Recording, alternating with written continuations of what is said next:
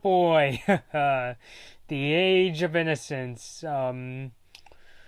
This is not like any typical Martin Scorsese movie. To give you a good idea why I say that, you know how most Scorsese movies like Taxi Driver and The Wolf of Wall Street are about the expression of emotion? Usually, when people think of Scorsese movies, the first thing they usually go to is the expression of anger, whether it is in Goodfellas, Wolf of Wall Street, or Taxi Driver. And The Age of Innocence is, in my opinion, emotion held back by the society at the time. So, let me go through the basics of the movie before getting into my little analysis. So The Age of Innocence is a costume drama set in 1870s New York, starring three-time Oscar winner Daniel Day-Lewis, and alongside him are the excellent actors Michelle Pfeiffer and Winona Ryder. So Ryder plays let's go by the characters' names since these are pretty memorable characters. So Day-Lewis plays Newland Archer, who is this wealthy lawyer living in New York. Ryder plays his love interest, his fiance, a May, and Pfeiffer plays her cousin, Ellen, or the movie often calls her the Countess Olenska. And the thing is Newland is Ellen's lawyer because she is trying to get a divorce. She is contemplating divorcing from her husband, and all this time, and throughout all this, Newland starts to fall in love with Ellen, and it would make sense. It honestly kind of makes sense for or actually, the interesting thing about the movie is that May is a very traditional sort of person, whereas Ellen is, I guess you could say, a loose cannon, or at least a loose cannon in the eyes of society, in that she tends to be more expressive and more of a modernist. In fact, the mere idea of her getting a divorce in this society is considered basically obscene and taboo.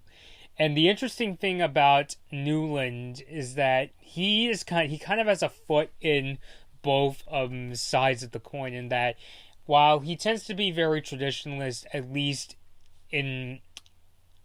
on the surface, he is a little more experimental behind the scenes. In fact, the thing is, in the world he comes from, he's a lawyer, is that divorce is seen as a favorable reason to get out of a messy marriage. So that's the details you would get on a surface level. Or like, this is The Age of Innocence. Excuse me if I'm gonna have a tough time explaining this movie. Yeah, and that's because this is a movie where if you watch the trailer for this movie, it's really going to throw you off, because the trailer builds this movie up as a love triangle, which it is, at least the concept, but the movie itself, I would say, is more about these two characters, Newland and Ellen, they have to be content with their lives living in this very aristocratic society. And that's the first thing that really grabbed me about The Age of Innocence, is the world the characters are set in. It's a very, what I love, probably my favorite aspect of the movie, is the world it takes place in. Like, the screenwriters, Jay Cox and Marty Scorsese, they write this very detailed world. Like, it's basically a world where everyone knows about everyone. Like, yes, on the surface, everybody's all prim and proper, but if you do something that's very strange, or, like, people will go home and, like, basically speculate, about, the lives, like, what the motives of this character, of a certain character, is doing. So it's that kind of aristocracy. In fact, I would even say Newland doesn't realize the extent, like what hint of his actions. Like it's funny. There's one of the reasons why Ellen doesn't want to be with him is that it would be acting against the traditions that Newland follows as a lawyer. So, like the things that, and he doesn't realize that many of his actions meant a lot, made Ellen look good in front of the people because she's a sort of loose cannon. She's kind of shunned by the people around her. In fact, when she tries to put on a party, or I think it's more like her grandmother, played by Miriam Margolis, tries to set up a party for everyone to meet her, basically all of New York declines, and they give excuses like, well, unfortunately we can't make it, when really it's because they don't like her. And it turns out they go, and what Newland does is he tries to get this other wealthy family to attend the party, and through this, everyone in New York starts to come to this party, and they're basically cool with her. So, and Ellen tells Newland that this opened her eyes to how much people didn't like her. So yeah, I think the world it's set in, it's a very detailed reimagining of the 1870s. And the actors, I talk so much about them, are very good. I think Michelle Pfeiffer as Ellen, she steals the show. She's this very mysterious, conflicted character, and I think she does a really, really good job. I'm shocked she did not get nominated for an Oscar for Best Actress for this movie. Winona Ryder as May, she's really good too. Like, her part is so much of it is a bit part. When you watch this movie, you would think that her only purpose is for somebody to create drama, like she's a plot device, but she always knows what, I guess as a good wife, she always knew what Newland wanted. Like, she was the one who always knew that she wanted to get with Ellen, but he couldn't because he didn't want to upset Ellen, and it would cause a stir. Like, if you think about it like this, like the idea of, if Ellen divorces her current husband and she gets with Newland, yeah, you could pretty much imagine, because like I said, the idea of getting a divorce is considered very taboo. So if, you could imagine how bad that would look in the eyes of everyone else if Newland got with Ellen, and it would also go against it would kind of go against Newland's ways for him to get with this divorcee. But the one performance that I was kind of underwhelmed by, this is where the part of the review gets kind of subjective, because I know a lot of people like this actor, is Daniel Day-Lewis as Newland didn't really do it for me, but I think, he's supposed to be the guy you really feel for. You feel bad that he's kind of a victim of this very aristocratic society. And I do, generally, I do feel bad for him, and I do want to, I was even kind of thinking, is he going to get with Ellen? But he didn't really grab me as much as the two lead actresses. So, I'm just saying, for people who are, I know he's supposed to be more of a straight man in this movie, not in the way you're thinking in terms of he's supposed to be a kind of the a nice looking sort of guy who is supposed to look very proper in the eyes of others, and then behind the scenes he's who he wants to be. So don't go into this if this is the first time you're seeing a Daniel Day-Lewis movie, I would not watch this movie. If you want to see him be really talented, I would recommend something like Steven Spielberg's Lincoln, There Will Be Blood, or Gangs of New York, where he can be a really expressive actor. Because that's why I think a lot of people like this actor, is when he can be very expressive. And I think that goes for a lot of the rest of this movie. Like I said before, I think Scorsese is at his best when he can be expressive. I'm not saying he needs to be like very explosive and he has to explain everything, because I really hate it when movies do that also, because when a movie explains to you everything, then it doesn't leave it up for interpretation as much.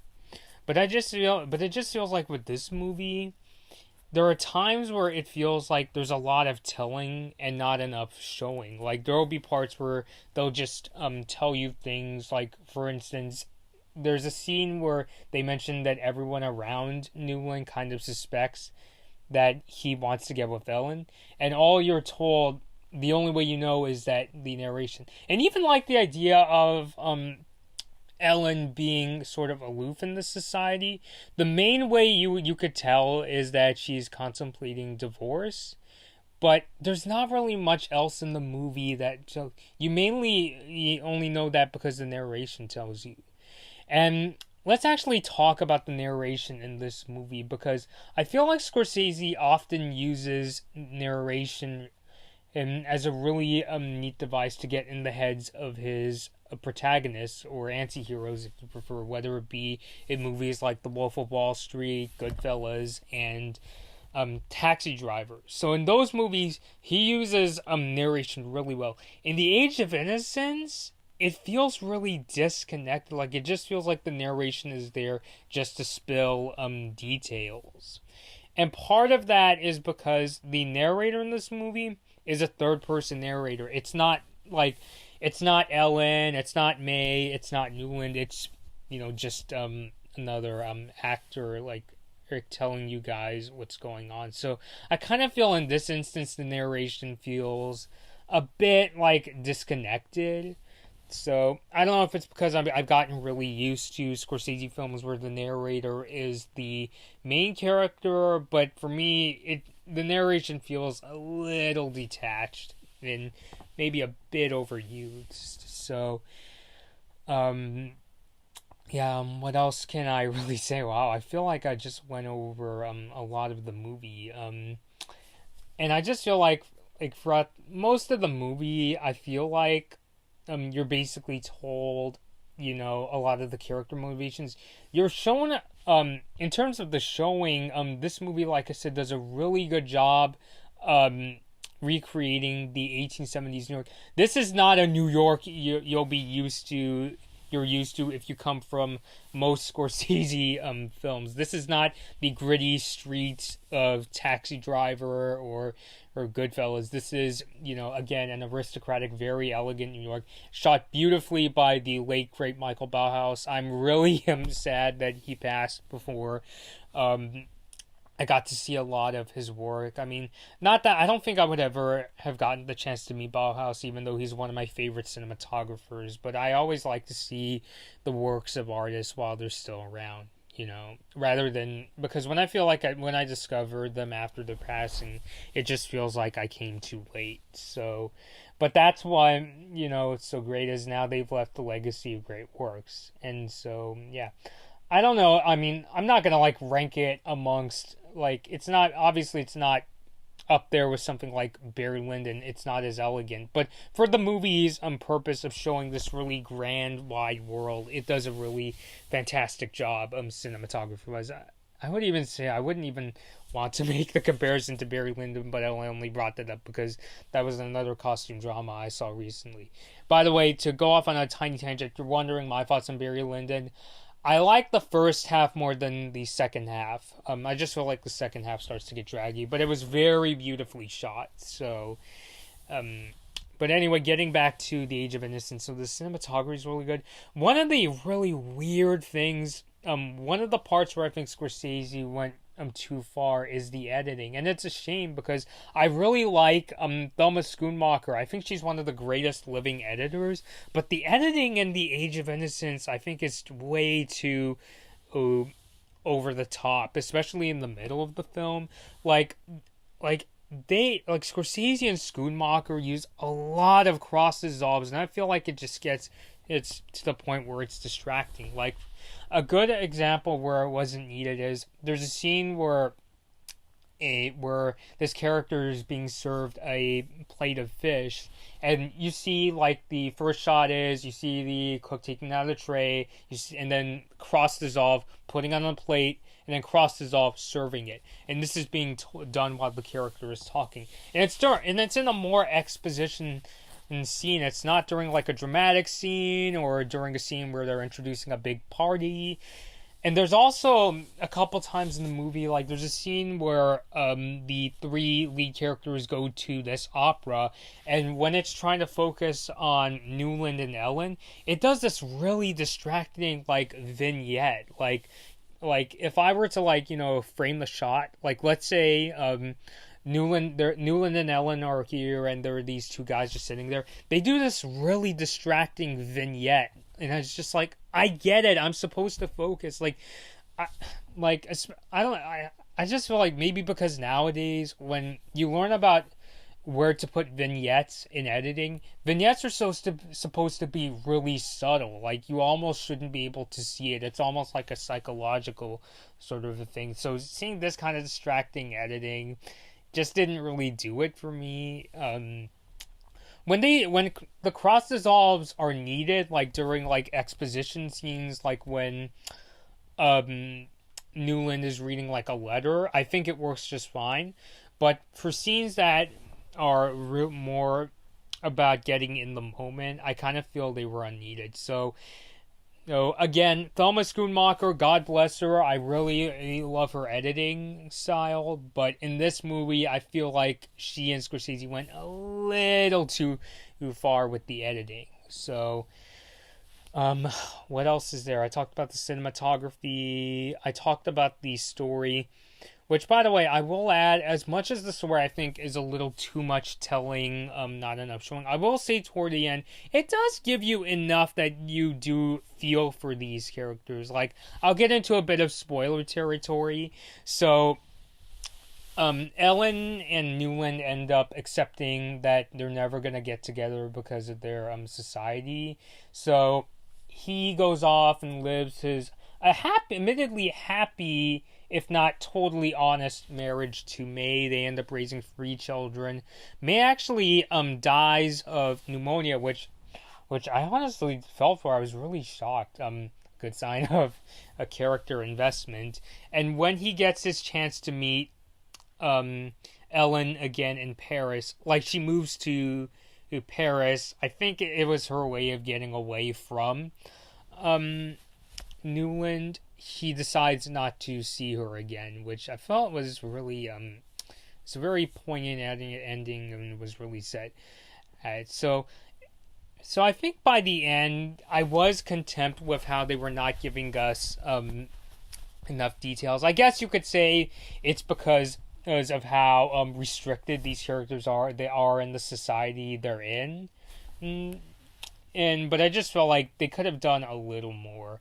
Again, not that I wanted everything made explicit, because I really hate it when movies do that, but it's just, I could have used a few more specifics in the Age of Innocence. So, overall, the Age of Innocence, I would say, is a very, what's the word I'm looking for? I don't want to use the word contempt, but it is a very admirable movie. I wouldn't rank it among some of Scorsese's best. Like I said, I think Scorsese really, his best work comes when his characters are able to express their suffering rather than being held back. Which for a movie like this, for one of the rare instances where Scorsese is able to hold his characters back, I think he did a very admirable job.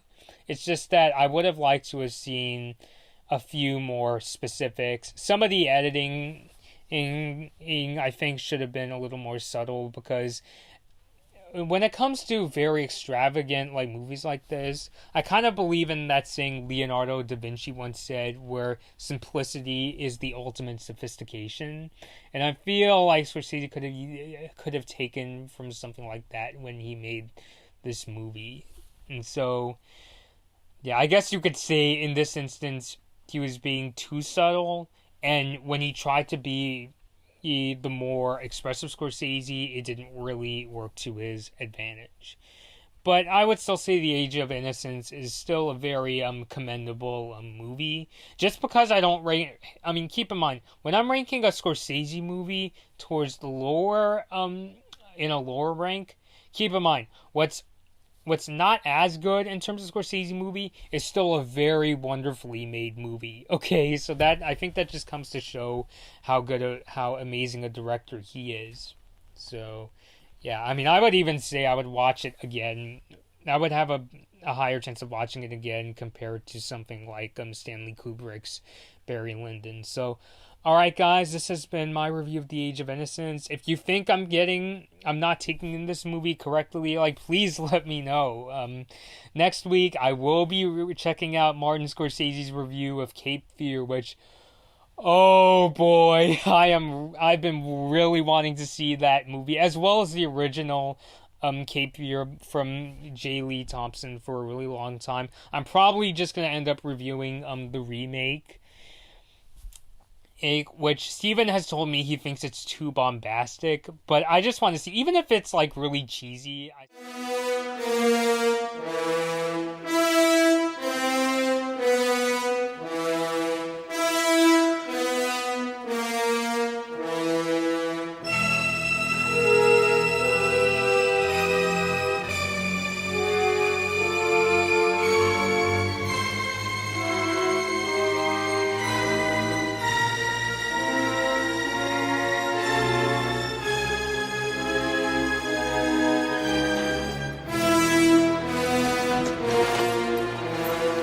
Okay, Katie, moment you've been waiting for.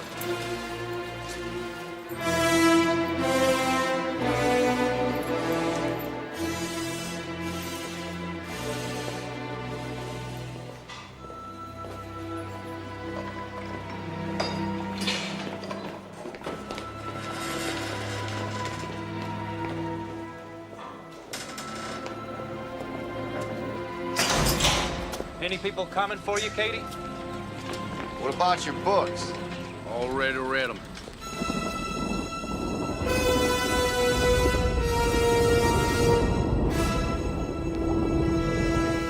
Still think it's really good. I've been watching clips from Cape Fear. I think both Robert De Niro and Nick Nolte are amazing, especially De Niro.